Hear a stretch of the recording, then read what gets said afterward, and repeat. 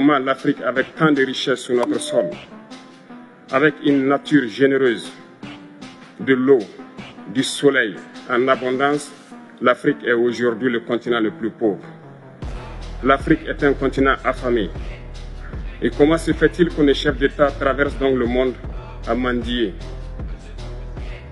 Voici des questions que nous nous posons et que nous n'avons pas de réponse jusque-là. Aujourd'hui, nous sommes confrontés depuis plus de 8 ans à la forme de manifestation la plus barbare, la plus violente du néocolonialisme, de l'impérialisme. L'esclavage qu'on tend encore à nous imposer. Nos dévanciers nous ont bien appris une chose.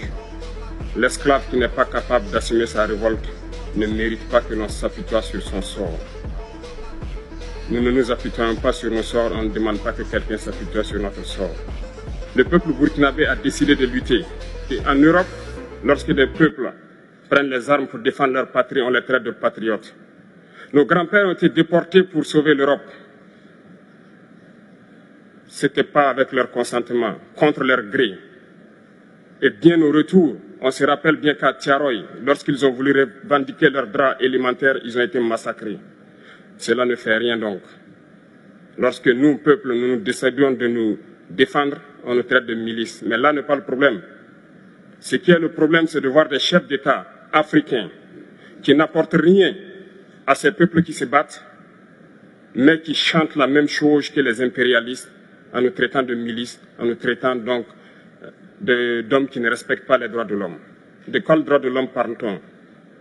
Nous nous offusquons contre cela et c'est honteux. Il faut que nous, chefs d'État africains, nous arrêtons de nous comporter donc en marionnettes qui dansent à chaque fois que les impérialistes tirent sur les ficelles. Et non pas de mendiants qui parcourent le monde en tenant la Sébille. Nous ne sommes pas des mendiants. Nous sommes des hommes dignes, debout, dans la tempête, dans le vent. On a un dicton en Russie. Ceux dont le destin est de finir pendus ne se noient pas. Quel est votre destin? Vous avez une idée? Seul Dieu connaît notre destin, le mien comme le vôtre. Mourir dans son lit peut-être. On finit tous par mourir un jour. L'important, c'est ce qu'on a réussi à accomplir dans ce monde éphémère et de profiter de la vie.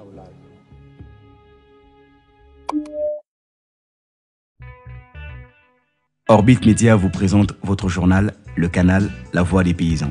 Retrouvez-nous tous les jeudis pour recevoir les dernières informations sur l'agriculture, l'élevage, la pêche, le changement climatique et bien d'autres thèmes qui font vibrer le monde d'ici et d'ailleurs. Pour recevoir l'information en continu, rendez-vous sur www.orbiteinfo.com. Orbite Média, c'est l'information vérifiée, attestée et délivrée par les plus grands professionnels.